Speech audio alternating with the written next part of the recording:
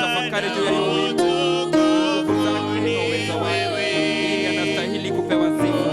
Yeye anastahili kusifiwa. Yeye anastahili kuinuliwa. Yeye anastahili kuabudiwa. Asubuhi wa leo popote ulipo, zama kupitia kwa wimbo. Zama my sister, zama ndugu yangu, zama dada yangu, fanya jambo kila mmoja wetu tupate kuzama mbele zake. Sio kwa nguvu zako, sio kwa kile umefanya, sio kwa kile umetenda, sio kwa nguvu zako, sio kwa kile kutenda. Yeye ndiye amekutendea. Yeye ndiye amekufanya uwe jinsi ulivyo. Yeye ndiye amekupea miaka zote ambazo ulizo nazo. Yeye ndiye amekufanya umekuwa sasa leo. Ameongoza Mungu yako, ameongoza nyayo zako, amekuelekeza mpaka mahali hapa. Tafakari juu ya ukuu wake.